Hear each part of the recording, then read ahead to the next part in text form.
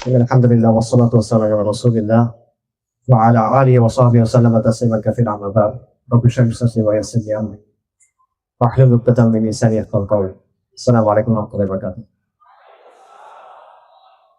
আপনারা সবাইকে শুকরিয়া করা এতক্ষণ সময় ধরে এখানে আসেন এই অনুষ্ঠানটি সফল করছেন আল্লাহ উত্তম জাযা দেন আয়োজক যারা আছেন তাদের সবাইকেও আল্লাহ উত্তম জাযা দেন বিশেষ করে মুফতি মনোহর ভাই এই পুরো আয়োজনের জন্য এবং আমাদেরকে এখানে আমন্ত্রণ জানানোর জন্য আল্লাহ তাকে উত্তম জাযা দেন এবং আমি শুকরিয়া জানাচ্ছি।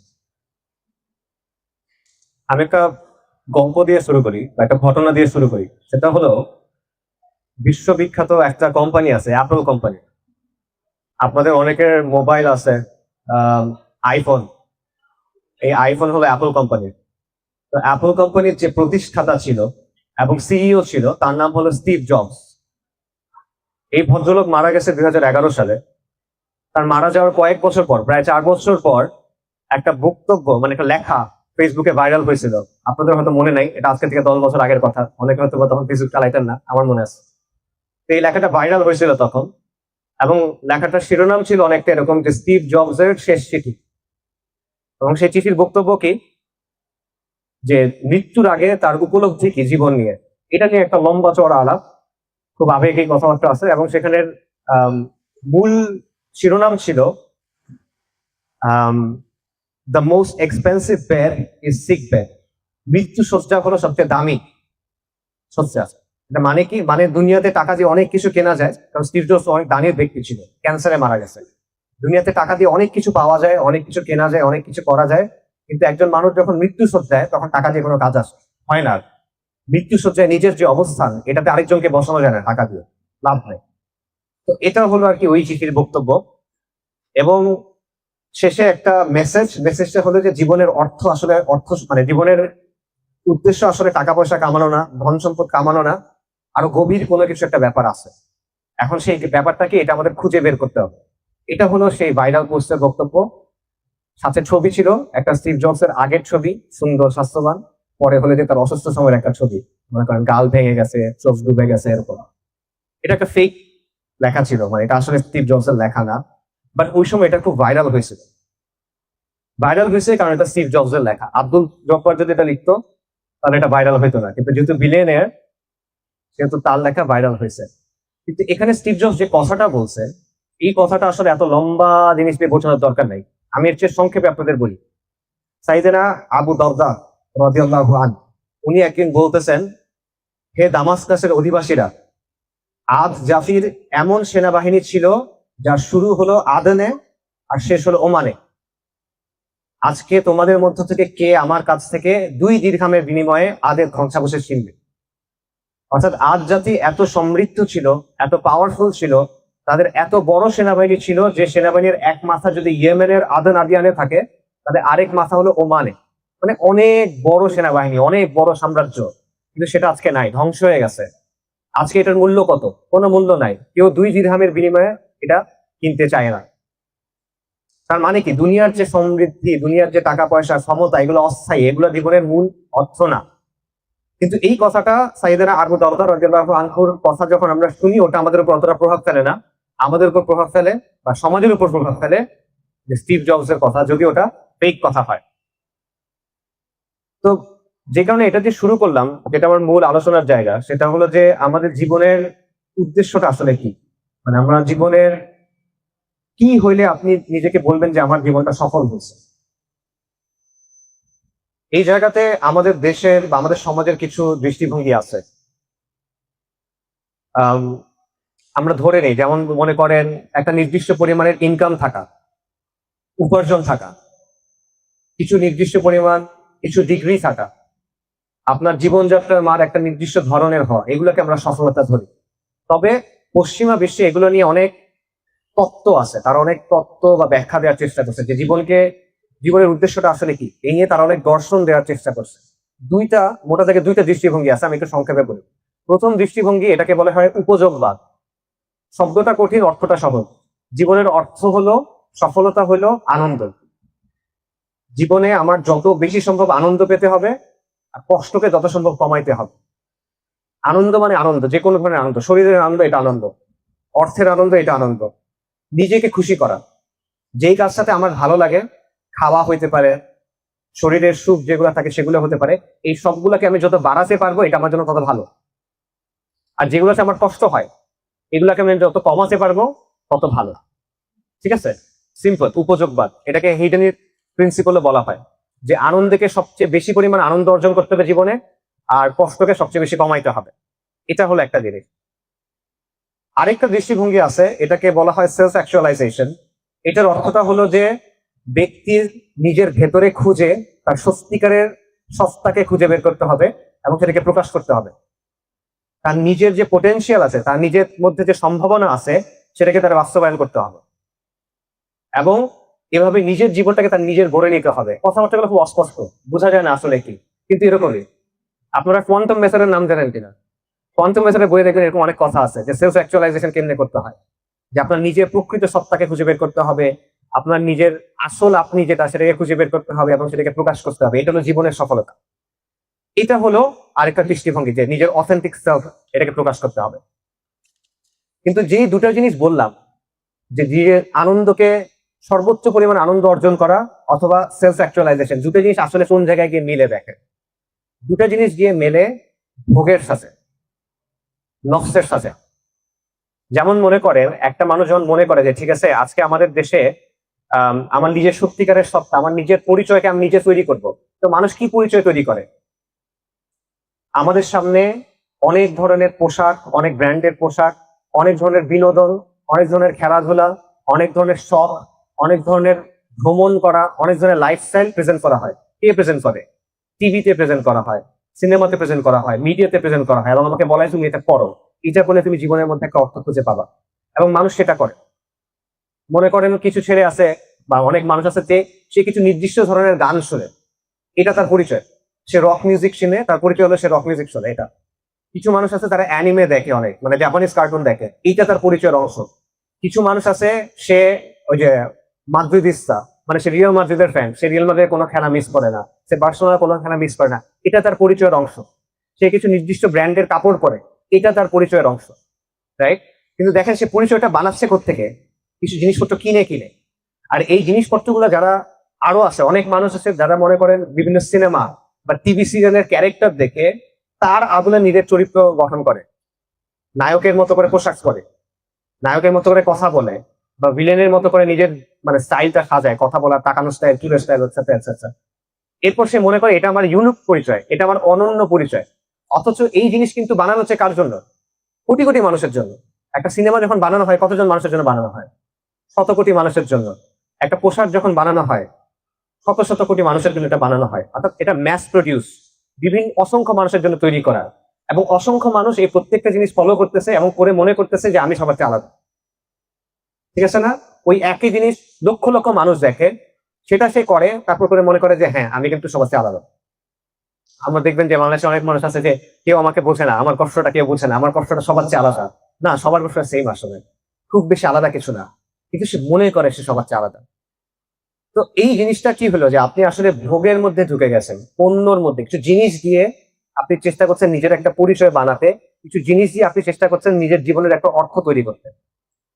এবং এটা মানুষ কি করে, যে সে গ্যাজেটস কিনে, নতুন ব্র্যান্ডের মোবাইল ফোন কিনতে হবে, আমার জুতো একরকমের হইতে হবে, আমার পিসিতে একরকমের হতে হবে, আমার ল্যাপটপ একরকমের হতে হবে, ইত্যাদি ইত্যাদি কিনতে হয়। নানা জিনিসপত্র কিনে সে চেষ্টা করে তার জীবনের একটা অর্থ তৈরি করার, এবং সাময়িক সময়ের জন্য এটা থেকে আনন্দও দেয়। তার কাছে মনে হয় যে হ্যাঁ আমি মনে হয় কিছু অর্জন করছি।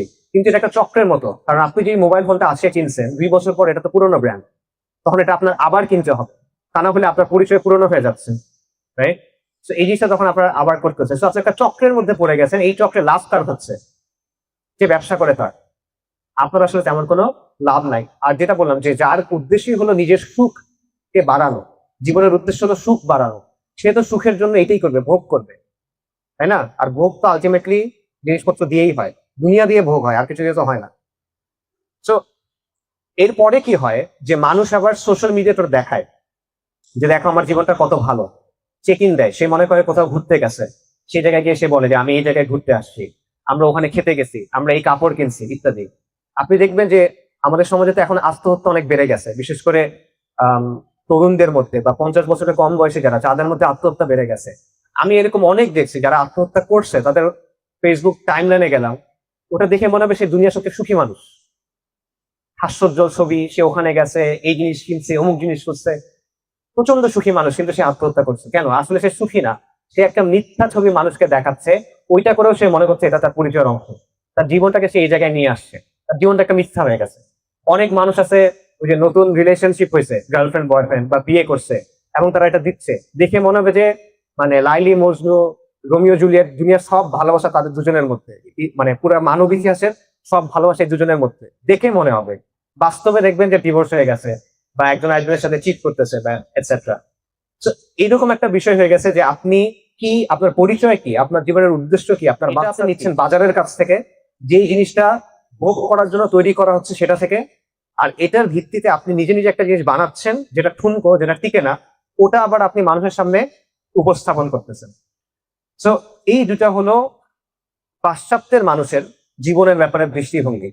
তাদের জীবনে যে সিদ্ধান্তগুলো হয়, তারা যেভাবে কাজ করে, তারা যেভাবে ভাবে, মোটা দাগে এই দুটার ভেতরে আপনি দেখবেন এটা পড়ে যাবে।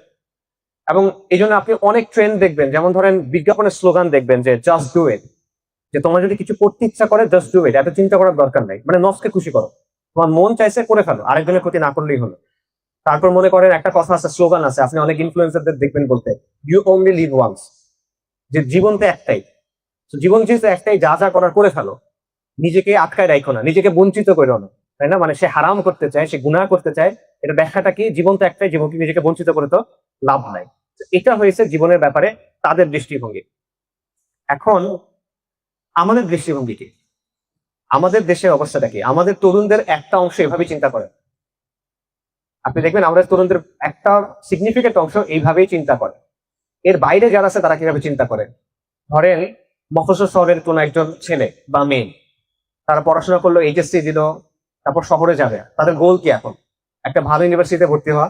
ইউনিভার্সিটিতে ভর্তি হয়ে তার একটা ভালো ফ্রেন্ড সার্কেল থাকবে, তার কিছু রিলেশনশিপ হবে, সে কিছু ওই যে বন্ধু আড্ডা গান টাইপের মজা টজা করবে, কিন্তু সিজিপিএ ভালো রাখতে হবে। সিজিপিএ ভালো রেখে সে মানে বের হবে, তারপর সে একটা চাকরি করবে, ভালো স্যালারির একটা চাকরি করবে, এর মধ্যে তার কয়েকটা রিলেশনশিপ আসবে যাবে, তারপর 30-32 বছর বয়সের দিকে গিয়ে সে একটা বিয়ে করবে, রাইট? এবং বিয়ে করার পর দুজনেই চাকরি করবে, কারণ তার একটা স্ট্যান্ডার্ড অফ লিভিং দরকার, তার নির্দিষ্ট একটা লাইফস্টাইল দরকার, তাই দুজনকে চাকরি করতে হবে। সেই চাকরি করবে এবং নানা জিনিসপত্র কিনে, নানা জায়গায় ঘুরতে গিয়ে, বছরে একবার সে দেশের বাইরে ঘুরতে যায়, তার ফ্ল্যাট আছে, তার গাড়ি আছে, তার বাড়ি আছে, তার সুন্দর পোশাক আছে। এই তো এই জিনিসটা দেখায় সে তার জীবনের সফলতা চিন্তা করে। এটা একটা। আরেকটা হলো মনে করেন ঢাকা, চট্টগ্রাম বা এই টাইপের শহরের যারা উচ্চ মধ্যবিত্ত, এই ফ্যামিলির ছেলে পেলে যারা, তাদের চিন্তাটা কি? ওই সেম, তারা হয়তোবা অনার্স পর্যন্ত পড়বে, তারপর দেশের বাইরে চলে যাবে, দেশের বাইরে গিয়ে কুফফারের সাথে থাকবে, কুফফারের মতো করে জীবন যাপন করবে। এই হলো জীবনের উদ্দেশ্য, জীবনের সফলতা, এটা হলে সে সফল। কিন্তু তাদের হিসাবে এটা আমাদের দেশের সমাজের অবস্থা, আমাদের বাবা মাদের অবস্থা এটা। তারা এভাবে চিন্তা করে কিন্তু, যে একটা ছেলের যদি এই জিনিসপত্রগুলো থাকে বা তার মেয়ের যদি এই এই বিষয়গুলো থাকে, তারা জীবনে সফল। আমাদেরকে কি বলানো হয় দেখেন, যে লেখাপড়া করে যে গাড়ি ঘোড়া চড়ে সে, মানে লেখাপড়া আপনি কেন করতেছেন বলেন? গাড়ি ঘোড়া চড়ার জন্য।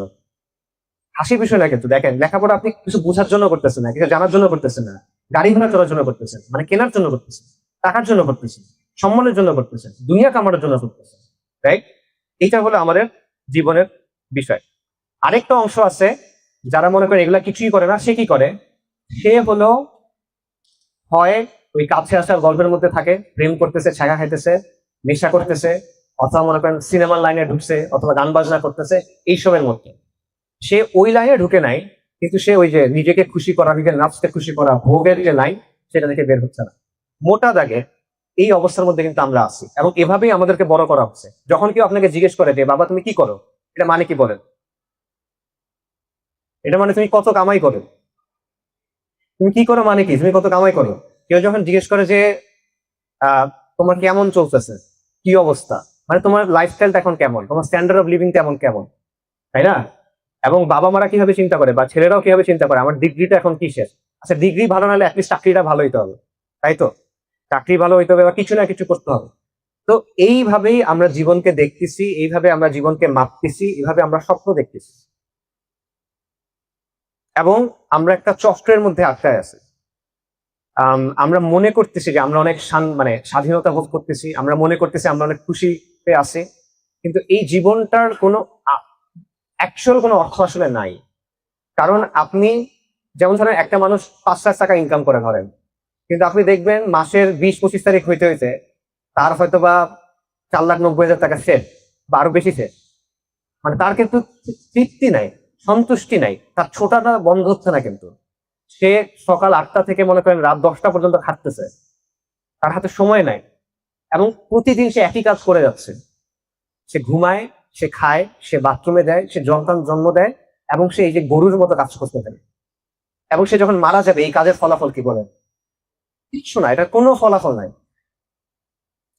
তার উপার্জনের বাইরে এটা লিটারালি আর কোনো সিগনিফিকেন্স নাই। একটা চক্রের মধ্যে আমরা পড়ে আছি। আপনারা একটা ছবি দেখছেন বা ভিডিও দেখছেন অনেক সময়, যে একটা চাকা আছে, চাকার মধ্যে একটা ইঁদুর দৌড়াচ্ছে বা গিনিপিগ দৌড়াচ্ছে।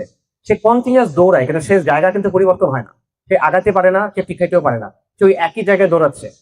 এটা হলো আধুনিক মানুষের অবস্থা, এটা আমাদের সমাজের মানুষের অবস্থা, এটা পশ্চিমা স্বভাবের মানুষের অবস্থা। আপনি একটা চক্রের মধ্যে পড়ে আছেন, যে চক্র আপনাকে কোনো জায়গায় নিয়ে যাবে না ওই জায়গাটা ছাড়া।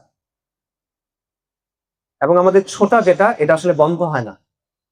তো এইটা হলো জীবনের সবচেয়ে বড় লস আমার কাছে মনে হয়। কেন মনে হয়?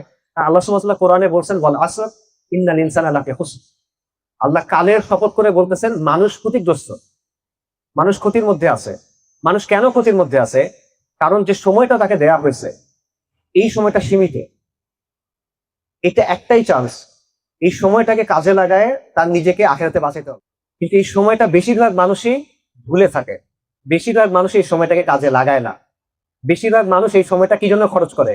ওই যে নিজের ভোগ বাড়ানোর জন্য, একটা জিনিস কেনার জন্য, স্ট্যান্ডার্ড অফ লিভিং মেনটেন করার জন্য। কিন্তু এটা দিয়ে তো সে তো ওই নাজারটা পাবে না যেটা তার দরকার। তাহলে সে কিসের মধ্যে আছে? ক্ষতির মধ্যে আছে। উলামায়ে কেরাম মুফাসসিররা এটা ব্যাখ্যা করার সময় বলছেন যে আল্লাহ সুবহানাহু ওয়া তাআলা সূরা আসরের আলোচনায় তারা বলছেন যে, মনে করেন ব্যাপারটা হলো প্রতিটা দিন হলো একটা ঈদ, যেটা আপনি দুনিয়া থেকে নিয়ে আখিরাতে রাখতেছেন, এবং ওই দিনটা আপনি কিভাবে খরচ করতেছেন সেটার উপর নির্ভর করবে আখিরাতে আপনার বাড়িটা কেমন হবে, কোথায় হবে। আপনার বাড়ি কি জান্নাতে হবে না জাহান্নামে হবে, এটা ওই দিনটা আপনি কিভাবে খরচ করতেছেন তার উপর নির্ভর করে। আপনার সময়টা আপনি কিভাবে খরচ করতেছেন তার উপরে নির্ভর। বাড়ি যদি জান্নাতে হয় ওটা কেমন বাড়ি হবে? কুড়ে ঘর হবে, এবড়ো খেবড়ো হবে, নাকি আলিশান প্রাসাদ হবে? এটা নির্ভর করতেছে ওই সময়টা আপনি কিভাবে কাজে তার উপরে। আরেকটা মিসাল দেন, সেটা হলো যে এখন তো মক্কাতে সব এসি টেসি করে দিছে, অনেক ঠান্ডা পানি সেটায়। আগে এগুলো যখন ছিল না তখন মক্কায় বিক্রি করতো হাজিদের জন্য। একটা মানে টানা গাড়ির মধ্যে বরফের বড় বড় চাক থাকতো, চাই থাকতো, পানি বিক্রি করতো হাজিদের কাছে বরফ ভেঙে দিয়ে।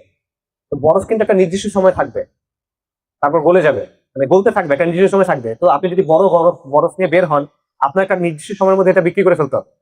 এখন আপনি যদি বরফ বিক্রি না করে বসে আছেন, ভালো লাগতেছে না, মন টন ভালো নাই, আমি বসে আছি, তখন কি হবে? বরফ গলতে থাকবে, আপনার ইনকাম কিন্তু আর হচ্ছে না তখন। তার মানে এটা লস। আপনার যে খোরাকি সেটা মক্কার নালার মধ্যে মিশে গেছে। তো জীবনটা এটা বরফের মতো, আপনি এটা যদি কাজে লাগান আপনি আখিরাত কামাই করতে পারবেন, কিন্তু কাজে যদি না লাগান তাহলে কি হবে? এটা ওই যে নালার মধ্যে চলে যাবে। So, এই জায়গা থেকে বর্তমানে আমরা যেভাবে জীবনকে দেখি, যা কিছু আমরা বললাম আমাদের দেশের ব্যাপারে যদি বলি, আমাদের সমাজের ব্যাপারে বা পাশ্চাত্যের সমাজের ব্যাপারে যা কিছু বললাম, তাদের জীবনের ব্যাপারে যে দৃষ্টিভঙ্গি আমাদেরকেও শেখানো হয়, যেটা নিয়ে আমরা বড়ও হয়েছি অনেকে, সেটা ক্ষতি ছাড়া আর কি বলেন? এখানে আপনি ক্ষতি ছাড়া আর কি কামাচ্ছেন বলেন? এই জায়গা থেকে আমাদের জীবনের উদ্দেশ্য নিয়ে চিন্তা করা উচিত। জীবনের উদ্দেশ্য কি এটা আল্লাহ আযজা ওয়া জাল্লা আমাদের বলে দিচ্ছেন। আল্লাহ সুবহানাহু ওয়া তাআলা কোরআনে বলেছেন, মামা খালাকুল জিন্না ওয়াল ইনসা ইল্লা লিয়াবুদুন। আল্লাহ জিন এবং মানব জাতিকে সৃষ্টি করেছেন কেবলমাত্র এই জন্য যে তারা আল্লাহর ইবাদত করবেন। সূরা যারিয়াতের আয়াত। আল্লাহ আমাদের সৃষ্টি করেছেন তার ইবাদতের জন্য এবং আমলের জন্য। আল্লাহ আমাদের পরীক্ষা করবেন। আল্লাযী খালাকাল মাউতা ওয়াল হায়াতা লিয়াবলুয়াকুম আহসানু আমালা। অর্থাৎ আল্লাহ সুবহানাহু ওয়া তাআলা বলতেছেন যে আল্লাহ মাউত এবং জীবনকে সৃষ্টি করছেন যাতে তিনি পরীক্ষা করতে পারেন তোমাদের মধ্যে কে আমলে উত্তম। এবং এই যে আমল করতেছেন আপনি, এই আমলের একটা হিসাব করা হবে, এই আমলের উপর একটা পরীক্ষা করা হবে। ফামান ইয়ামাল মিসকালা যাররাতিন খায়রান ইয়ারা ওয়া মান ইয়ামাল মিসকালা যাররাতিন শাররান ইয়ারা। অর্থাৎ যে অনুপরিমাণ ভালো কাজ করবে সেটা তাকে দেখানো হবে, যে অনুপরিমাণ খারাপ কাজ করবে এটা তাকে দেখানো হবে। এটা হলো জীবনের উদ্দেশ্য, জীবনের বাস্তবতা। আল্লাহ সব বলে দিচ্ছেন। পরীক্ষা আসবে, পরীক্ষার প্রশ্ন কি, পরীক্ষায় কি করলে পাশ করতে পারবেন সব বলে দেওয়া হবে। আমরা এগুলো তো জানি, জানার পরও আমরা এটা উপর আমল করি না, আমাদের মধ্যে এটার প্রতিফলন হয় না। এটা কেন হয় না? এটা কেন হয় না এটাও আল্লাহ আযজা ওয়া জাল্লা আমাদের বলছেন, বাল তুসিরুনাল হায়াতাদ দুনিয়া ওয়াল আখিরাতু খায়রুন ওয়া আবকা। কারণ তোমরা দুনিয়ার জীবনকে প্রাধান্য দাও। আমরা দুনিয়ার জীবনকে প্রাধান্য দেই, কিন্তু আখিরাতই হলো উৎকৃষ্ট এবং শ্রেষ্ঠ। চিন্তা করে দেখেন, যা কিছু আমি এতক্ষণ বললাম, আপনি আসলে কিসের জন্য ছুটতেছেন বলেন? আপনি কিছু ভোগ করতে চান, বস্তু দুনিয়া। আপনি ক্ষমতা চান, দুনিয়া। আপনি খ্যাতি চান, দুনিয়া। তাই তো? এটার পিছনে আপনি কন্টিনিউয়াসলি ছুটতেছেন এবং আপনি আখিরাতকে এটার জন্য ডাউনগ্রেড করতেছেন। আপনি এটাকে বেশি প্রাধান্য দিতে গিয়ে আখিরাতের দিকে তাকাচ্ছেন না। কাফেরদের কথা তো বাদই দিয়ে দাও, আমাদের জন্য এই অবস্থাটা, এটা আমাদের বাস্তবতা, রাইট?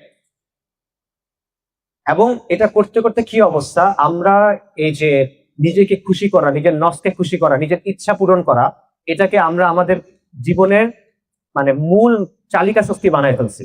আমার কাছে এটা করতে ইচ্ছা করতেছে, আমার এটা লাগবে, এটাকে আমার মধ্যে মূল মাপকাঠি বানায় ফেলছি। এবং আল্লাহ আযজা ওয়া জাল্লা বলছেন, আফারাইতা মাইতা খাজা ইলাহু হাওয়া, তুমি কি তাকে দেখো নাই যে তার হাওয়াকে, তার খেয়াল খুশিকে তার ইলাহ হিসেবে গ্রহণ করছে। আধুনিক মানুষের অবস্থা এটাই, সে তার খেয়াল খুশিকে ইলাহ হিসেবে গ্রহণ করছে। তো আল্লাহ আযজা ওয়া জাল্লা বলতেছেন, যে এটা করে তার অবস্থা গবাদি পশুর চেয়েও খারাপ। যে তার খেয়াল খুশিকে তার ইলাহ হিসেবে গ্রহণ করতেছে, বা খেয়াল খুশিকে তার চালিকা শক্তি হিসেবে গ্রহণ করতেছে। অন্যদিকে আধুনিক পৃথিবী আমাকে বলছে এটা হলো স্বাধীনতা, ঠিক আছে? কিন্তু এই স্বাধীনতার শেষে কি? এই স্বাধীনতা আপনাকে সন্তুষ্টি দিবে কিনা? নবী সাল্লাল্লাহু আলাইহি ওয়াসাল্লাম একটা হাদিস আছে বুখারী শরীফের। হাদিসের বক্তব্যটা এরকম যে বনি আদমকে যদি দুটা উপত্যকা ভর্তি ধন সম্পদ দেওয়া হয়, সে তৃতীয় একটা চাইবে। বনি আদমের পেট কবরের মাটি ছাড়া আর কোনো কিছু দিয়ে পূর্ণ হবে। অর্থাৎ দুটো উপত্যকা মানে বুঝছেন তো, বিশাল ভ্যালি, মানে এখানে মানে মানে অগণিত সম্পদ, দুটা ভ্যালি, এরকম দুটা উপত্যকা ভর্তি সম্পদ যথেষ্ট না, আমার আরো লাগবে। কারণ মানুষের মধ্যে একটা শূন্যতা আছে যেটা পূরণ হয় না, পূরণ হয় না, পূরণ হয় না। কখন পূরণ হয়? কবরে যখন পূরণ হয়। এইটার ভিতরে আমরা ঢুকে আছি, কিন্তু আমরা এটার মধ্যে সন্তুষ্টি খুঁজতেছি, এবং আমরা এমন একটা সময়ে আছি, এমন একটা সভ্যতায় আছি যারা এটার মধ্যে জীবনের অর্থ খুঁজে পাচ্ছে। তারা বলছে জীবনের অর্থই এটা, আরো খোঁজা, আরো নিজেকে সন্তুষ্ট করা, আরো নিজেরকে তৃপ্তি দেওয়া। কিন্তু আপনি প্রশান্তি পাবেন না। আপনি ছুটতে থাকবেন, ছুটতে থাকবেন, ছুটতে থাকবেন, আপনি আপনার আখিরাতকে ধ্বংস করে দিবেন। আপনি দুনিয়াতেও ওই রকম হবে যে কুকুর যখন কন্টিনিউয়াস দৌড়াইতে থাকে না, তখন কুকুর তারপরে কি অবস্থা বলেন? হাঁপায় থাকে। তার অবস্থা সবসময় সে হাঁপাইতেই থাকতেছে। রেস্ট নেওয়ার সময় যে আল্লাহ সুবহানাহু ওয়া তাআলা কোরআনে বলছেন না তো, কুকুরের মিসাল আছে একটা। আমরা মানে যারা দুনিয়ার পিছনে আমরা ছুটতে থাকি, আমাদের অবস্থা আলটিমেটলি কিন্তু এটাই। আপনি তাড়াহুড়ার মধ্যেই আছেন, আপনি পেরেশানির মধ্যেই আছেন, আপনি চিন্তার মধ্যেই আছেন, আপনার মধ্যে সুকুন নাই। এটা কখন আসে? এটাও আল্লাহ সুবহানাহু ওয়া তাআলা আমাদের কোরআনে বলছেন, আলা বিযিকরিল্লাহি তাতমাইন্নুল কুলুব, যে কলবের শান্তি কখন আসে? আল্লাহর স্মরণে, একমাত্র আল্লাহর স্মরণেই এই প্রশান্তি আসবে, আর কোনো জায়গায় এই প্রশান্তি আসবে না। তো এই বাস্তবতাটা বোঝা ভাই, এটা হলো বুদ্ধি, এটা হলো প্রজ্ঞা, এটা হলো জ্ঞান। এই বিষয়টা বোঝা। একটা মানুষ কখন আপনি বলবেন যে এই মানুষটা বিজ্ঞ, এই মানুষটা প্রাজ্ঞ, এই মানুষটা বুঝদার, এই মানুষটা বুদ্ধিমান, যখন তার বুঝ তাকে এতটুকু পর্যন্ত নিয়ে আসবে যে হ্যাঁ, আমার আল্লাহ এই কথাগুলো আমাকে বলছেন, উনি বলছেন এটা আমার জীবনের উদ্দেশ্য, এইভাবে আমার জীবনটা চালাতে হবে। এটা যে বোঝে এবং যেটা পালন করার চেষ্টা করে, পুরোপুরি তো পারবে না, কারণ মানুষের ছুটে যায়। ইনসানের ক্ষেত্রে এটাই নিয়ম, মানুষ ছুটে যায়, সে সবসময় পারে না, ভুল করে, সে মাফ চাইবে, ইস্তিগফার করবে। কিন্তু এটা বোঝা, এই জায়গায় নিজেকে নিয়ে আসা, এটা হলো বুদ্ধিমত্তা, এটা হলো প্রজ্ঞা, এটা যা কিছু বলে। আগুনের সামনে আগুনে হাত দিলে হাত পুড়ে যায়, এটা বুঝে নিজের হাতকে আগুন থেকে রক্ষা করা, এটা হলো আকল ভাই। আগুনের মধ্যে ঝাঁপ দেওয়াকে আপনি স্বাধীনতা বলতে পারেন, কিন্তু আগুনের পুরা থেকে নিজেকে রক্ষা করাটা হলো বুদ্ধিমত্তা। এইটা হলো জীবনের উদ্দেশ্য, যেটা আল্লাহ আমাদের বলছেন। কিন্তু আল্লাহ আযজা ওয়া জাল্লা আমাদের শুধুমাত্র জীবনের উদ্দেশ্য বলেন নাই, উনি আমাদেরকে আরো দুটা জিনিস বলছেন। প্রথম জিনিসটা হলো আল্লাহ আমাদেরকে আমাদের সম্মান এবং মর্যাদার ব্যাপারে বলছেন, এবং আল্লাহ আযজা ওয়া জাল্লা আমাদেরকে আমাদের দায়িত্বের ব্যাপারে বলছেন। আল্লাহ সুবহানাহু ওয়া তাআলা বলছেন ওয়াসাখখারা লাকুম মা ফিস সামাওয়াতি ওয়া মা ফিল আরদি জামিআন মিনহু, যে আমি আসমানে এবং জমিনে যা আছে সেটা তোমাদের জন্য অধীনস্থ করে দিছি, মানুষের অধীনস্থ করে দেওয়া হয়েছে। এটা অনেক বড় সম্মান। এই সৃষ্টি জগৎ আপনি বুঝতেও পারেন না, আমরা এই সৃষ্টি জগতের কুল পাই না এখনো, এটা কত বড়। কিন্তু আল্লাহ বলতেছেন অধীনস্থ করা হয়েছে। নবী সাল্লাল্লাহু আলাইহি ওয়াসাল্লাম একটা হাদিস আছে মুসলিম শরীফে, যেখানে রাসূলুল্লাহ সাল্লাল্লাহু আলাইহি ওয়াসাল্লাম বলতেছেন যে দুনিয়া হলো একটা চাকচিক্যময় মিষ্টি ফলের মতো আকর্ষণীয়, এবং আল্লাহ এখানে তোমাদেরকে প্রতিনিধি নিযুক্ত করছেন, এবং আল্লাহ দেখতেছেন যে তোমরা কি করো, আল্লাহ দেখছেন তোমরা কি করো, তারপর তিনি আমাদের কিছু বিষয়ে সতর্ক করছেন। এই বিষয়টা কি একটা সম্মানের বিষয় না? আল্লাহ আপনাকে অনেক বড় সম্মান দিচ্ছেন, আল্লাহ আপনাকে প্রতিনিধির সম্মান দিচ্ছেন, আল্লাহ আপনার অধীনস্থ করে দিচ্ছেন এমন কিছু বিষয়কে যেগুলোর মাত্রা, যেগুলোর ব্যাপ্তি, যেগুলোর বিশালত্ব আমরা এখনো বুঝতে পারি না। মহাবিশ্ব কত বড় আমরা বুঝি না, কিন্তু আল্লাহ বলতেছেন আসমান এবং জমিনে যা আছে আমি তোমাদের অধীনস্থ করে দিচ্ছি। তো এই যে আল্লাহ দিচ্ছেন, এই সম্মানটা দিচ্ছেন, তার সে দায়িত্ব দিচ্ছেন, সেই দায়িত্বটা কি? আল্লাহ সুবহানাহু ওয়া তাআলা কোরআন এটাও বলছেন, সূরা আহজাবে আল্লাহ বলছেন যে আমি এই আমানত আসমান সমূহ, জমিন এবং পর্বতের কাছে পেশ করেছিলাম, অতঃপর তারা অস্বীকার করলো এবং তারা ভীত হলো, কিন্তু মানুষ এটা গ্রহণ করলো। এই আমানা কি? মুফাসসিরগণ, তাবেঈগণ, সাহাবায়ে কেরাম এবং অন্যান্য ইমামগণ, মুফাসসিরগণের বেশিরভাগের মত হলো এখানে আল্লাহ যে বলছেন যে আমি আমানা পেশ করলাম, যেটা পর্বত নেয় নাই, আকাশ নেয় নাই, জমিন নেয় নাই, ভয় পাইছে, মানুষ গ্রহণ করছে, সেই আমানতটা কি? মুফাসসিররা বলছেন আমানতটা হলো শরিয়া। আমানতটা হলো আল্লাহ সুবহানাহু ওয়া তাআলার যে বিধি নিষেধের সমষ্টি, এই সবকিছু মিলে এটা হলো সেই আমানত। আল্লাহ সুবহানাহু ওয়া তাআলা এবং রাসূলুল্লাহ সাল্লাল্লাহু আলাইহি ওয়াসাল্লামের যে আনুগত্য, এই দায়িত্বটা নেওয়া, এটা হলো সেই আমানত। এবং এই আমানত এত ভারী যে আসমান এটা গ্রহণ করতে রাজি না, জমিন এটা গ্রহণ করতে রাজি না, পাহাড় পর্বত এটা গ্রহণ করতে রাজি না, কিন্তু বনি আদমকে এটা গ্রহণ করা হয়েছে, বনি আদম এটা গ্রহণ করছে, বা আদম এটা গ্রহণ করছে আলাইহিস সালাম। তো এই আমানতের কারণে আপনার সম্মান এবং মর্যাদা, মানে এগুলা সব লিঙ্ক, আপনার জীবনের উদ্দেশ্য, আপনার সম্মান এবং মর্যাদা এবং আপনার দায়িত্ব, এই সবগুলা একটা একটার সাথে লিঙ্ক। এটা আমাদের চিন্তা করা দরকার, এবং আমাদের নিজেদেরকে এখন যে প্রশ্ন করা দরকার, যেটা আসলে আপনাদের কাছে আমার মূল কথা বা আপনাদের প্রতি আমার জিজ্ঞাসা বা প্রশ্ন, সেটা হলো এই যে আল্লাহ আপনাকে একটা অবস্থান দিলেন, এই যে আল্লাহ আপনাকে জীবনের ব্যাপারে বুঝতে দিলেন, আপনার জীবনের উদ্দেশ্য এটা, আল্লাহ আপনাকে একটা সম্মানের অবস্থান দিলেন, আল্লাহ আপনাকে একটা দায়িত্ব দিলেন, আমরা ওই দায়িত্ব পালন করতেছি? এই প্রশ্নটা চিন্তা করা, এটা হলো আমাদের চিন্তা করা খুব বেশি জরুরি। আমরা অনেক খুশি থাকি, অনেক সন্তুষ্ট থাকি যে হ্যাঁ আমরা তো প্র্যাকটিসিং, আমরা একটা দিন পালন করছি, আল্লাহ আযজা ওয়া জাল আমাদের উপর দয়া করে, তার রাহমা এটা, তার নিয়ামত এটা, যে আমাদের দিনের কিছু বুঝ দিচ্ছেন। হ্যাঁ, আমি হয়তো বা দাড়ি রাখছি, আমি টুপি পরি, আমি সুন্নতি পোশাক পরার চেষ্টা করি, আমি সাদাকা করি কিছু, আমি সালাত আদায় করি, নিয়মিত সালাত আদায় করি, হারাম থেকে দূরে থাকি, হালাল পালন করার চেষ্টা করি, আমি খুব ভালো মুসলিম। এটা দায়িত্ব পালন করা না, এগুলো দিনের মানে অপরিহার্য অংশ, অবশ্যই এটা দিনের গুরুত্বপূর্ণ অংশ। কিন্তু এখানে আপনি দিনের দায়িত্ব কি পালন করতেছেন মনে, এটা তো আপনি আপনার নিজের জন্য করতেছেন, এটা তো আপনার আখিরাতের জন্য, তাই না? আপনি নিজেকে রক্ষা করার জন্য করতেছেন, শাস্তি থেকে বাঁচার জন্য করতেছেন, নেকির জন্য করতেছেন। আপনার দায়িত্বটা আপনি কোথায় পালন করতেছেন পুরোপুরি? আয়েশা রাদিয়াল্লাহু আনহা থেকে একটা এরকম বর্ণনা আছে যে সাহাবায়ে কেরাম রাসূলুল্লাহ সাল্লাল্লাহু আলাইহি ওয়াসাল্লাম যখন হাঁটতেন, সাহাবায়ে কেরাম বলতেন যে ওনার সাথে আমাদের তাল মিলাতে কষ্ট হতো, এত দ্রুত হাঁটতেন। এত দ্রুত কেন হাঁটতেন? কারণ ওনার কাজ আছে একটা, ওনার একটা মিশন আছে, ওনার একটা গন্তব্য আছে, ওনার একটা কাজের জন্য দুনিয়াতে আসতেন, এবং ওনার পুরো জীবনটা হলো এই কাজটা করার জন্য। তো ওনার নষ্ট করার মতো সময় নেই। আমাদের মিশন কি ভাই? আপনার কাজ কি? আপনার গন্তব্য কি? কোন জিনিসটা আপনি করতে চান? প্রত্যেকটা মানুষের সেটা থাকা উচিত। একটা ব্যবসা প্রতিষ্ঠান তৈরি হয়, তারা 50 বছরের প্ল্যান করে, ভিশন স্টেটমেন্ট, আগামী 5 বছরের প্ল্যান, আগামী 6 মাসের প্ল্যান, আগামী 10 বছরের প্ল্যান। যখন আপনি চাকরিতে যোগ দেন, আপনাকে বলে যে 10 বছর পর তুমি নিজেকে কোথায় দেখতে চাও, প্রশ্ন করে না এটা চাকরির ইন্টারভিউতে? আপনার দিনের ব্যাপারে আপনার মিশন কি ভাই? আপনি 10 বছর পর আল্লাহর সাথে আপনার সম্পর্কের জায়গায় নিজেকে কই দেখতে চান বলেন? আপনি মৃত্যুর আগে আল্লাহর সাথে সম্পর্কের ব্যাপারে নিজেকে কোথায় দেখতে চান? আর আপনি দিনের জন্য কি চান বলেন? দিন ইসলামের জন্য আপনার মিশন কি?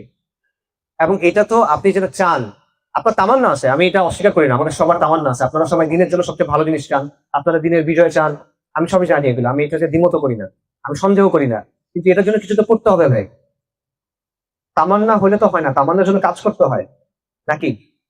মনে করেন একটা মানুষ, হ্যাঁ আমি নামাজ পড়তে চাই, সে নামাজ পড়ে না, তার তো চেষ্টা করতে হবে, সে ফজরের নামাজ মিস করে, ওকে তার একটা কিছু না কিছু স্টেপস নিতে হবে, হয়তো সে অ্যালার্ম ঘড়ি কিনবে, হয়তো সে দুজন লোককে ভাড়া করবে, ভাই আমার ফোন দিয়ে বাড়াতে ঘুমাইতে না উঠি, কিছু না কিছু তো সে করতে হবে। এটি তো মিশনের অর্থ, যে আমি কাজটা শুধু চাই না, আমি এটা বাস্তবায়ন করব, এটা বাস্তবায়ন করার জন্য যা যা করা লাগবে আমি এটা করবো, সেটা করি। আপনার মিশন আগে আছে কিনা সেটা বলে। তামান্নার মিশন একটা, একটু অল্প বলি। আহ, একবার কাবা শরীফের সামনে কয়েকজন তরুণ বা কিশোর বসে আছে, বিখ্যাত ব্যক্তি এনারা। কে কে? একজন হলো মুসাব ইবনে জুবায়ের, একজন হলো উরওয়া ইবনে জুবায়ের, জুবায়ের ইবনে আওয়াম রাদিয়াল্লাহু আনহুমের আনহুর ছেলে। দুইজন, আব্দুল মালিক ইবনে মারওয়ান এবং আব্দুল ইবনে উমর, তারা বাইতুলের সামনে বসে আছে। তখন একজন তাদের থেকে বলতেছে যে আমরা বাইতুলের সামনে আসি, আমরা দোয়া করি, আসেন আমরা সবাই দোয়া করি, নিজের জন্য আমরা চাই যে আমরা কি চাই, আমরা একটা দোয়া করি, আল্লাহ হয়তো কবুল করবেন। তখন মুসা ইবনে জুবায়ের বলতেছেন, তিনি দুজন নারীর নাম বলছেন, যে অমুকের কন্যা এবং অমুকের কন্যা, আমি তাদের বিয়ে করতে চাই এবং আমি চাই আমি ইরাকের গভর্নর হব। সবাই বললো আমি। উরওয়া ইবনে জুবায়ের উনি বলতেছেন, আমি চাই আমি মুহাদ্দিস হব, আমি রাসূলুল্লাহ সাল্লাল্লাহু আলাইহি ওয়াসাল্লামের হাদিস শিখবো এবং এটা শেখাবো। সবাই বললো আমি। আব্দুল মালিক ইবনে মারওয়ান তিনি বললেন যে আমি খলিফা হইতে চাই। সবাই বললো আমি। আব্দুল ইবনে উমর রাদিয়াল্লাহু আনহু উনি বললেন যে আমি জান্নাত চাই। সবাই বললো আমি। এবং আলহামদুলিল্লাহ তারা সবাই কিন্তু এটা, তারা যেটা চাইছেন ওই দোয়া কবুল হয়েছে।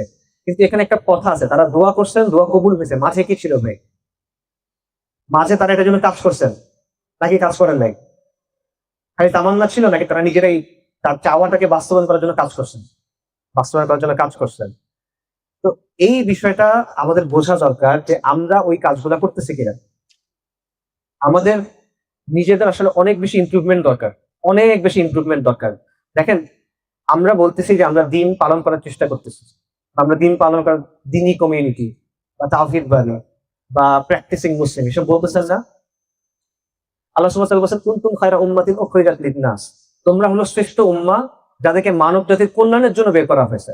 এখন আপনি দেখেন, আপনাকে যখন একজন মানুষ দেখে, আপনার আচরণ, আপনার কথা, আপনার কাজ, এটা কি বাকি মানুষদের চেয়ে আলাদা? আপনার মুআমালাত, আপনার লেনদেন, আপনার আদব আখলাক, এটা কি বাকি মানুষের চেয়ে আলাদা কিনা? এটা দেখে কি মানুষের মধ্যে মনে হয় কিনা যে না আসলে এর কাছে আলাদা কিছু একটা আছে, এটা আমার লাগবে, এর কাছে কি আছে, এরকম কেন, এত ভালো লাগছে কেন আমাকে, আমার জিনিসটা লাগবে, এটা আছে কিনা, কি এটা আমাদের মধ্যে আছে কিনা ভাই? নাকি আমরা স্রোতের সাথে চলতেছি?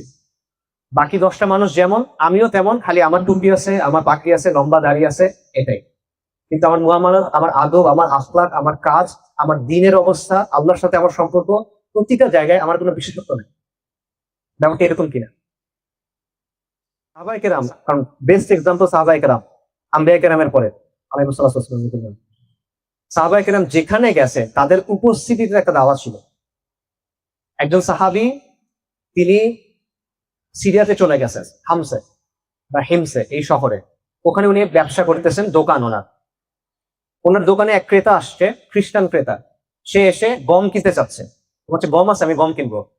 সাহাবী বলতেছেন, আমার সামনে একটা দোকান আছে, এই দোকানের মালিকও খ্রিস্টান, সকাল থেকে তার কোনো বিক্রি হচ্ছে না, আমি দেখলাম, আমার আজকে যা বিক্রি হয়েছে এটা দিয়ে আমার পরিবারে চলে যাবে, তুমি ওই দোকানে গিয়ে কিনি। অর্থাৎ খ্রিস্টান ক্রেতা আসছে, সাহাবী তাকে খ্রিস্টান বিক্রেতার কাছে পাঠাইছে, নিজে বিক্রি করেন উনি। খ্রিস্টান ক্রেতা গেল, কিনে আবার আসলো। তখন সাহাবী জিজ্ঞেস করছেন যে তুমি কি তোমার জিনিস পাইছো? হ্যাঁ আমি পাইছি, কিন্তু আমার আরেকটা জিনিস লাগবে। কি লাগবে? বলে তোমার এই ইমানটা আমার লাগবে, তোমার এই দিনটা আমার লাগবে, আমি তোমার এই দিন গ্রহণ করতে চাইছি। সাহাবী বলছেন যে তুমি একটু অপেক্ষা করো, একটু আস্তে আস্তে যাও, কারণ এটা দিনের প্রশ্ন, ইমানের প্রশ্ন, রাশ করতে হয় না, তাড়াহুড়া করে কইরো না, তুমি একটু সময় নাও। উনি বলছে যে না আমি সময় নিব না, আমার মন সাক্ষী দিচ্ছে যে এই যে আচরণ, তুমি তোমার নবীর সাহাবী, নবীর সাহাবী যদি এরকম হয়, ওই নবী কেমন ছিল, আর নবী যদি এমন হয় তাহলে ওই দিনটা কেমন, এটা আমার লাগবে। তখন সেই লোক ইসলাম গ্রহণ করছে। এটা হলো দিনের দাওয়ার বিষয়টাকে, মানে আপনার আচরণ, আপনার আখলাক, আপনার উপস্থিতি ইটসেলফ একটা দাওয়া। উনি কিন্তু দাওয়া করেন নাই, মানে আমরা যে হচ্ছে দাওয়া করি, ভাই একটু শোনো কথা বলি, এটা কিন্তু না, কিচ্ছুই করেন নাই, সে ইসলাম গ্রহণ করছে। কেন? কারণ তার মধ্য দিয়ে দিনের যে সৌন্দর্য এটা ফুটে উঠছে। এখন আপনি নিজেকে প্রশ্ন করেন ভাই, আমি নিজেকে প্রশ্ন করি, আপনারা সবাই নিজেকে প্রশ্ন করেন ভাই, আপনি অনেক কথা নিজের জন্য বলতেছেন, আল্লাহ আপনাকে অনেক বুঝ দিচ্ছেন যেটা আল্লাহ অনেক মানুষকে দেন নাই। আল্লাহ আপনাকে এখানে আসার তৌফিক দিচ্ছেন, আল্লাহ আপনার অনেক কিছু জানার তৌফিক দিচ্ছেন, এটা অনেক বড় বড় মানুষ পায় নাই ভাই। ওটা দিয়ে আপনি কি করলেন? এটা দিয়ে আপনি কি করছেন? এটার কি পরিবর্তন আসছে আপনার মধ্যে? আপনাকে দেখে কি মানুষ দিনের প্রতি আকৃষ্ট হয় না দূরে সরে যায়? আপনার আচরণ দেখে, আপনার আখলাক দেখে, আপনার উপস্থিতি থেকে এটা কি দিনের একটা দাওয়া হিসেবে কাজ করে, নাকি এটা জাস্ট কিছুই না? যদি ওইভাবে আমরা দিনকে গ্রহণ করি, তখন আমাদের কথা, আমাদের কাজ, আমাদের উপস্থিতি প্রত্যেকটা দিনের জন্য একটা খেদমত হয়ে যাবে ইনশাআল্লাহ তাআলা। কিন্তু এভাবে আমরা করি না, এটা হলো বাস্তবতা। তো এই জায়গাটাতে আমাদের চিন্তা করা দরকার, এবং এই জায়গাটাতে আমরা যে উম্মা নিয়ে ফিকির করি না, উম্মা নিয়ে কষ্ট হয়, আপনার ফিলিস্তিন নিয়ে আপনার কষ্ট হয়, আরাকান নিয়ে আপনার কষ্ট হয়, কাশ্মীর নিয়ে আপনার কষ্ট হয়, উইগুর নিয়ে কষ্ট হয়, রাইট? অবশ্যই কষ্ট তো হবে, এটা ইমানের বিষয়। এই জায়গায় আমরা কি বলি? আমরা এই যদি সান্ত্বনা দিই যে হ্যাঁ, ইসলাম বিজয়ী হবে, যা কিছুই হোক ইসলাম একদিন বিজয়ী হবে। আজকে ফিলিস্তিনে বনী ইসরায়েলের যারা বংশধর, তারা গণহত্যা চালাচ্ছে পুরো পৃথিবীর সামনে, আমরা তেমন কিছু করতে পারছি না, কিন্তু আমরা জানি যে ইসলাম বিজয়ী হবে, এটা সত্য, মিথ্যা না। নবী সাল্লাল্লাহু আলাইহি ওয়াসাল্লামের অনেক হাদিস আছে, যে হাদিসগুলোতে এমন কিছু বিজয়ের কথা বলা হয়েছে যে বিজয় এখন আমরা দেখি নাই, তার মানে এগুলো পরবর্তীতে আসবে। আমরা জানি যে এই দিন পুরো পৃথিবীতে রাজত্ব করবে, তো ইসলামের তো অবশ্যই বিজয় হবে। কিন্তু প্রশ্নটা ইসলাম বিজয় হওয়া নিয়ে ভাই না, প্রশ্ন হচ্ছে এই বিজয় আপনার ভূমিকা কি হবে। আমরা মনে করি যে ইসলামের বিজয় হবে মানে আমার সব সমাধান, মনে সমস্যার সমাধান হয়ে গেল মনে হয়। কথাটা সত্য না, কিন্তু ইসলামের বিজয় আপনার জন্য একটা সমস্যা হইতে পারে। শোনেন, ইসলামের বিজয়ের আগে কি আসবে বলেন? পরীক্ষা আসবে। পরীক্ষা ছাড়া তো বিজয় আসবে না। আল্লাহ রসুল সাল্লাল্লাহু আলাইহি ওয়াসাল্লামকে আল্লাহ পরীক্ষা ছাড়া বিজয় দিচ্ছেন কিনা? দেন নাই। তো পরীক্ষা আসবে, তো ওই পরীক্ষা আপনি পাশ করতে পারবেন কিনা ভাই, আপনি জানেন কিনা? আপনার ইমান আমলের কি অবস্থা ভাই? আপনার পরিবার ওই পরীক্ষা পাশ করতে পারবে কিনা? আপনার পরিবার, আপনার কমিউনিটি এই পরীক্ষায় পাশ করতে পারবে কিনা? তাদেরকে আপনি কি অবস্থায় রাখছেন? তাদের চোখের সামনে ক্রমাগত কুফর, শিরক, বিদআত, ফাহিশা, জাহেলিয়াত তাদের মাথায় ঢুকানো হচ্ছে কন্টিনিউয়াসলি। শিক্ষা থেকে শুরু করে সবকিছুতে হালাল হলো কঠিন, হারাম হলো সহজ, কুফর হয়ে সিস্টেম হলো গালেব, ইসলামের নিজামের কথা বলা হলো অপরাধ। এই সবকিছু হলো বাস্তবতা। তা আপনি কিভাবে মনে করতেছেন যে যখন চূড়ান্ত সংঘাতের সময়টা আসবে, যখন অ্যাকচুয়াল মানে পরীক্ষার সময়টা আসবে, ওই সময় আপনি পাশ করে যাবেন? আপনি কিভাবে বুঝতেছেন যে ওই সময়টাতে আপনার কোনো সমস্যা হবে না? আপনি তো প্রস্তুতি নেন নাই নাই। ইসলামের বিজয় হয়ে যাবে এটা সত্য, কিন্তু আপনার প্রশ্ন করতে হবে যে বিজয়ের আগে যে পরীক্ষাটা হবে, ওই সময় আমার অবস্থানটা কোথায় হবে? আমি কি হকের দলে থাকবো না আমি বাতিলের দলে থাকবো? আমি কি সবরকারীদের সাথে থাকবো না আমি গাদ্দারদের সাথে থাকবো? আমি কি মুমিনদের সাথে থাকবো না আমি মুনাফিকদের সাথে থাকবো? আপনি অটোমেটিক এটা ভেবে নিয়েন না ভাই যে যখন পরীক্ষা আসছে আপনার হৃদয়ে একটা ইমানের প্লাবন তৈরি হবে, অটোমেটিক তৈরি হয়ে যাবে। সারা জীবন কোনো কিছুর মধ্যে নাই, আল মাহাদি আসলে আপনি জিহাদ ফিসাবিল্লাহ করবেন, এটা বাস্তবতা না হয়। সেই পরীক্ষায় বাঁচতে পারবে কিনা এটা চিন্তা করা জরুরি। সাইদ কুতুব রহিমাহুল্লাহর একটা খুব সুন্দর কথা আছে। সাইদ কুতুব রহিমাহুল্লাহ বলতেছেন যে মানুষ বিজয় নিয়ে অনেক চিন্তা করে না, যে দিনের বিজয় কখন আসবে। সাইদ কুতুব বলছেন যে বিজয় মাথার উপর ঝুলে আছে, বিজয় আল্লাহর পক্ষ থেকে মাথার উপর ঝুলে আছে, এটা অপেক্ষা করতেছে কুনের জন্য। আল্লাহ বলবেন কুন ফায়াকুন, হও আর হয়ে যাবে। এটা ঝুলে আছে, এটা নিয়ে চিন্তা করার দরকার নাই, ব্যস্ত হওয়ার দরকার নাই। তুমি চিন্তা করো তোমার অবস্থা কি হবে, তুমি চিন্তা করো যে তুমি হকের পক্ষে থাকবে না বাতিলের পক্ষে থাকবে। এই বিষয়টা আমাদের চিন্তা করা দরকার। আমাদের ইমানি হালতের জায়গা থেকে আমাদের চিন্তা করা দরকার। আল্লাহর সাথে আমাদের সম্পর্ক কেমন, সেই জায়গা থেকে আমাদের চিন্তা করা দরকার। সমাজে আমাদের ভূমিকাটা কেমন, আমরা সমাজের সাথে কিভাবে যাই, কিভাবে ইন্টারঅ্যাক্ট করি, সেই জায়গা থেকে এটা আমাদের চিন্তা করা দরকার। এখন এইখানে ভাইরা একটা কথা বলেন, অভিযোগ করেন যে ভাই আমি তো একা, আমি কি করব, আমার তো পরিবেশ নাই, এই টাইপের একটা কথা তারা বলে। আমি মনে করি এটা আসলে যৌক্তিক অজুহাত না। কেন যৌক্তিক অজুহাত না? কারণ আল্লাহ আযজা ওয়া জাল কোরআনে যখন নবী সাল্লাল্লাহু আলাইহি ওয়াসাল্লাম এবং সাহাবায়ে কেরাম রাদিয়াল্লাহু আনহুম আজমাইন তাদের বর্ণনা দিচ্ছেন সূরা ফাতহে, তখন তিনি বলতেছেন যে তাদের দৃষ্টান্ত হলো এমন চারা গাছের মতো, যেখান থেকে কচি পাতা উদ্গত হয়েছে, তারপর শক্ত হয়েছে, অতঃপর পুষ্ট হয়েছে, অতঃপর সেই চারা গাছ স্বীয় কাণ্ডের উপর মজবুত হয়েছে। আল্লাহ সুবহানাহু ওয়া তাআলা বলতেছেন যে তাদের উদাহরণ, মানে হলো রাসূলুল্লাহ সাল্লাল্লাহু আলাইহি ওয়াসাল্লাম নিজে কাজটা শুরু করছেন, তিনি চারা লাগাইছেন, এরপর চারাটা বড় হয়েছে, শক্ত হয়েছে। কিভাবে? রাসূলুল্লাহ সাল্লাল্লাহু আলাইহি ওয়াসাল্লাম এবং সাহাবায়ে কেরাম একে অপরকে সহায়তা করার মাধ্যমে, তাদের দৃঢ় এবং মজবুত ভাবে তারা যখন একে অপরকে সহায়তা করছেন, এটা তাদেরকে শক্তি দিছে, মজবুতি দিছে, এবং তারা নিজের অবস্থানে শক্ত অবস্থান নিতে পারছেন। যখন একজনের উপর বিপদ হয়েছে সবাই একসাথে আগায় আসছে। এটা শুরুটা তো রাসূলুল্লাহ সাল্লাল্লাহু আলাইহি ওয়াসাল্লাম করছেন, তাকে তো কেউ এসে তৈরি করে দিয়ে যায় না, রাইট? এবং আপনারা পরবর্তীকালে যদি যতগুলো তাজদিদি আন্দোলন দেখেন বা দাওয়াতি আন্দোলন দেখেন, যেটাই বলেন, আপনি দেখবেন এভাবেই তো শুরু হয়েছে। কাউকে না কাউকে রাষ্ট্র শুরু করতে হয়েছে, কেউ তো এসে তৈরি করে দেন নাই, আকাশ থেকে তো ছিঁড়ে পড়ে নাই। এখন আপনি বলবেন যে এটা তো রাসূলুল্লাহ সাল্লাল্লাহু আলাইহি ওয়াসাল্লাম করছে, আমি তো রাসূলুল্লাহ সাল্লাল্লাহু আলাইহি ওয়াসাল্লাম না। কিন্তু এই যুক্তির খণ্ডন আল্লাহ সাল্লাল্লাহু আলাইহি ওয়াসাল্লাম কোরআনে দিচ্ছেন।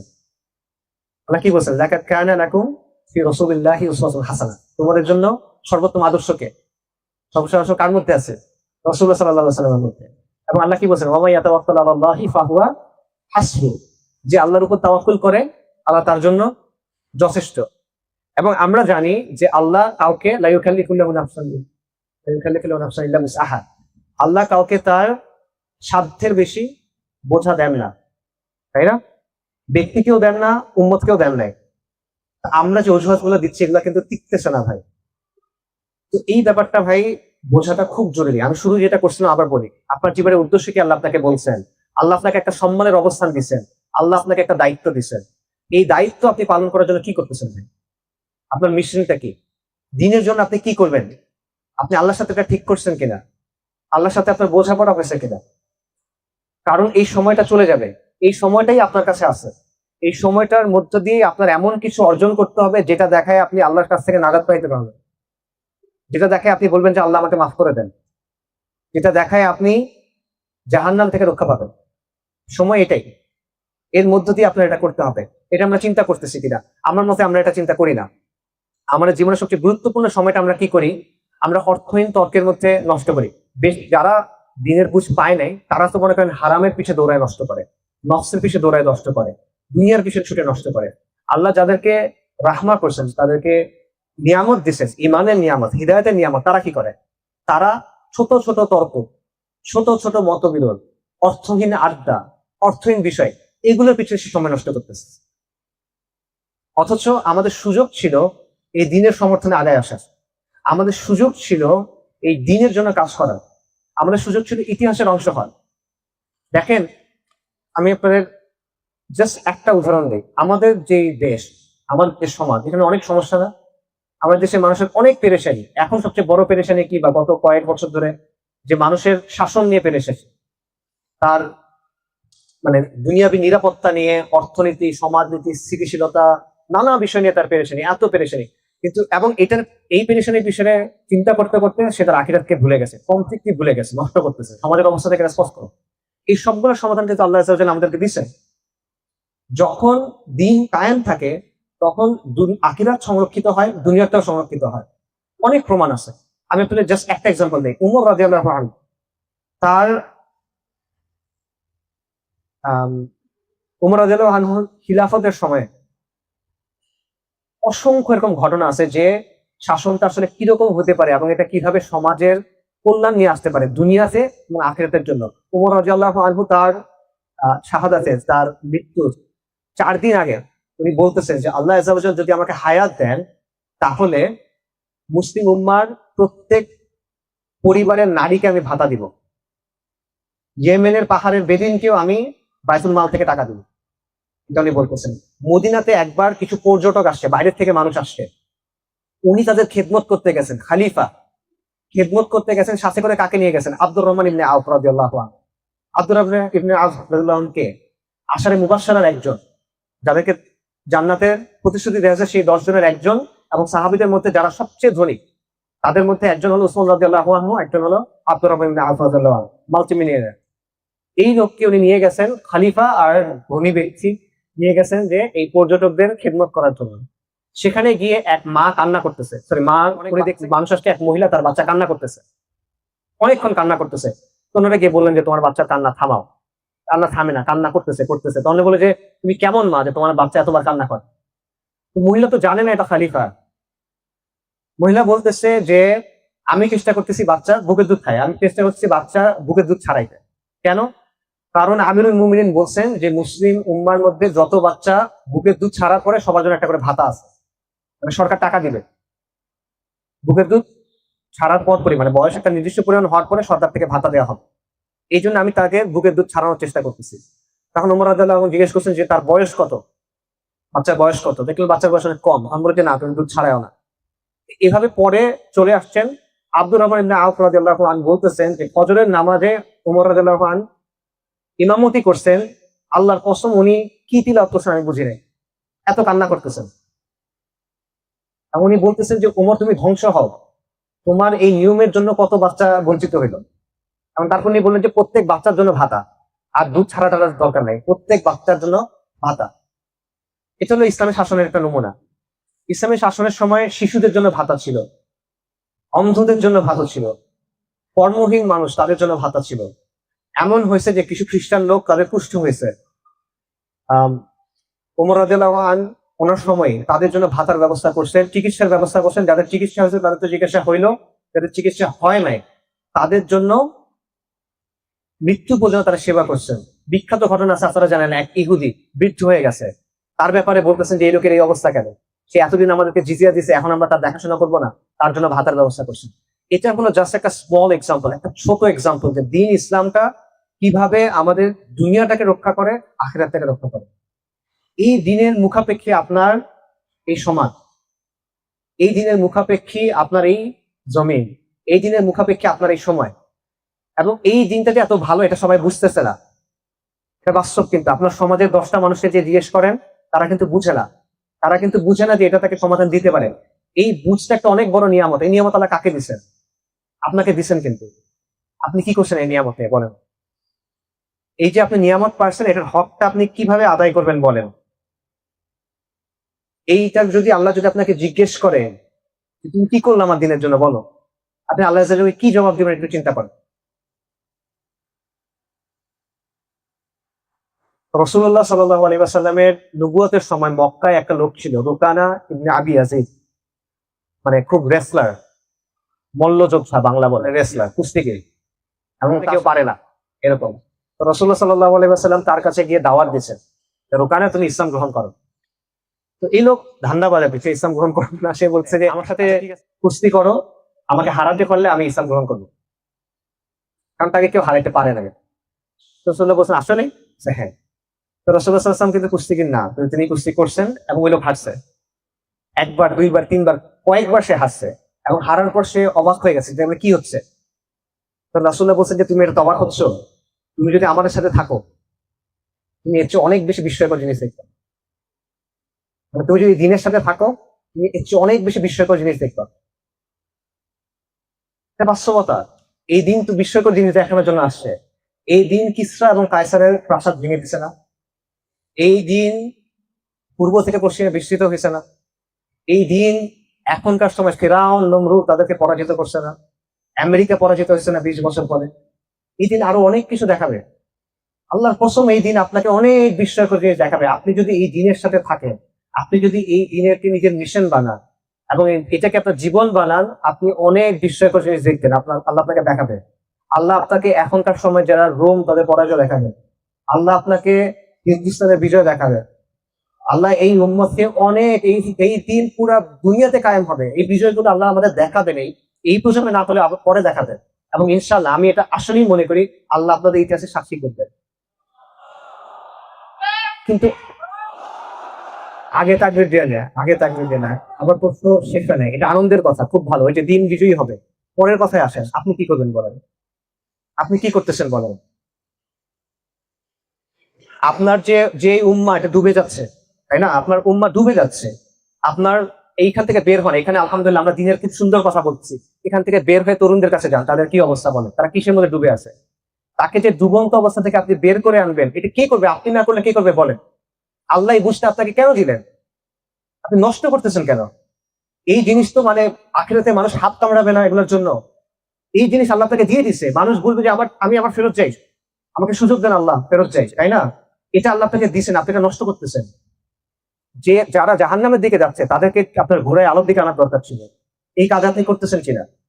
উম্মত ডুবে যাচ্ছে তাকে আপনি ফেরত আনতেছেন কিনা, এই কাজ আপনি করতেছেন না তো। স্রোতের টানে আপনার সমাজের মানুষকে আপনি তাওহীদের কথা বলতেছেন কিনা, আপনার ঈমান আমলের অবস্থা এরকম হয়েছে কিনা, যাতে আপনার উপস্থিতি, আপনার আচরণ, আপনার আখলাক, আপনার মুআমালাতে প্রত্যেকটা জিনিস দেওয়া হয়।